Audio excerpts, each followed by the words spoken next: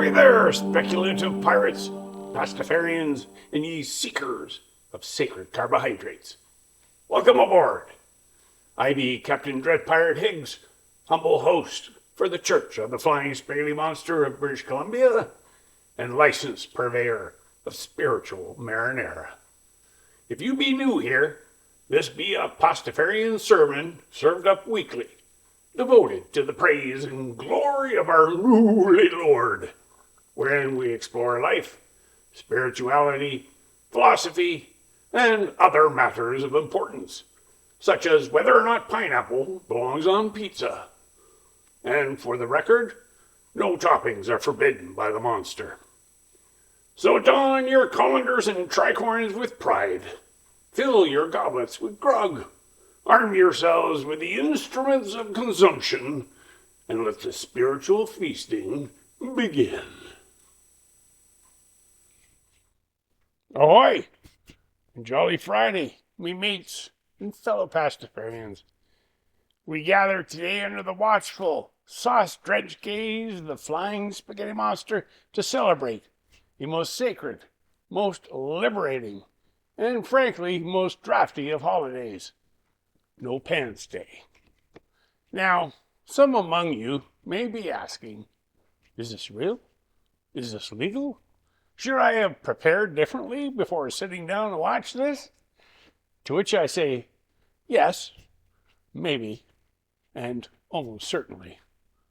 For what is faith if not the courage to question deeply held assumptions, and occasionally remove them? Pants, my friends, are a curious invention. They bind, they constrict, they ride up into your nether regions at the worst possible moments. They demand belts, buttons, level of commitment that frankly exceeds their spiritual value. And yet, we wear them daily, without question. Why? Because society has told us this is normal. This is proper. This is what must be done. But the flying spaghetti monster, blessed be his noodly appendages, has never issued such a commandment. In fact, you see the sacred text loosely and with generous imagination that you find no decree that states, thou shalt wear khakis. No, me mates, what the monster offers is not rigid law, but gentle suggestion. A nudge, a whisper in the cosmic colander that says, maybe loosen up. And so today we do. We cast off the tyranny of trousers and embrace the breeze of possibility. We remember that comfort is not weakness, that absurdity is not foolishness, and that sometimes the holiest act is simply refusing to take everything so terribly seriously. But let us go deeper, because even a joke, when expertly and sufficiently boiled, can yield a nourishing broth of truth. Pants are not just fabric. They are expectations. They are the quiet rules we inherit without question, the assumption we wear because we were told they fit, even when they don't. And for many, those expectations have not been equal. Clothing, pants included, have long been tangled up in judgments about bodies, identities, and who gets to feel comfortable in their own skin, who is appropriate, who is distracting, and who is told to cover up, and who is never asked at all. It's a strange world where a piece of fabric can carry so much weight. But on No Pants Day, we glimpse something different. When nobody is wearing pants, nobody is being told they should wear them either. No double standards, no measuring worth against a hemline, no quiet policing of comfort disguised as decency. Just people, gloriously, imperfectly, absurdly people, existing as they are. And that, perhaps, is the deeper blessing of the denim-free holiday. Not that we should abandon structure. Pastafarians are pirates, not anarchists. But that we are responsible for questioning it. To ask, does this serve our interests? Does this reflect who we are? Or are we just wearing them because we always have? Now, let me be clear. Responsible absurdity remains our guiding principle. If you choose to honor No Pants Day, do so wisely. Consider your surroundings. Respect local laws. And for the love of all that is al dente, be mindful of public picnic areas. The flying spaghetti monster may be forgiving, but decorum has its utility. There are, of course, many acceptable ways to participate. You may go fully pantless, if your courage and the climate permit.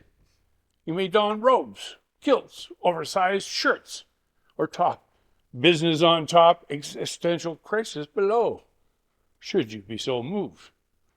Or you may observe, in spirit only, quietly judging your own pants from within. All are valid revelations in the eyes of Quab. Because this day is not truly about what you remove from your body, but what you release from your mind. A worry, an expectation, a belief that no longer fits, something that has been clinging to you perhaps a little too tightly. Let it go. Let it breathe. Let it feel, for just a moment, the cool and slightly alarming freedom of the unknown. For in that moment, between structure and chaos, between dignity and ridiculousness, you may find something sacred. Yourself, unencumbered. So go forth, me mates, into this day of liberation. Walk boldly, sit cautiously, laugh freely, and should anyone question your choices, simply smile and say, I am touched by his noodly appendage. I be easy, breezy, and beautiful. Let us close with a snug-fitting blessing. May your noodles be limber, may your burdens be light, and may your pants, wherever they are, remain entirely optional. Ramen.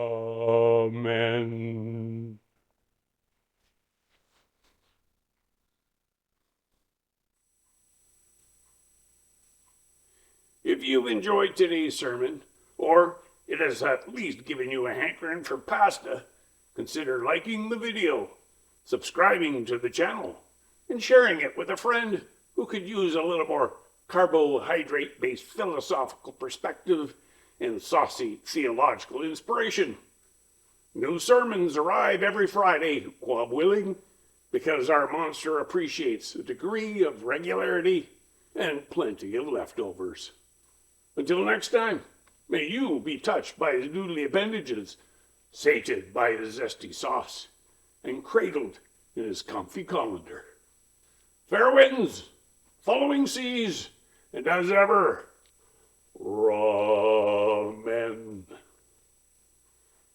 Aye, aye, and goodbye.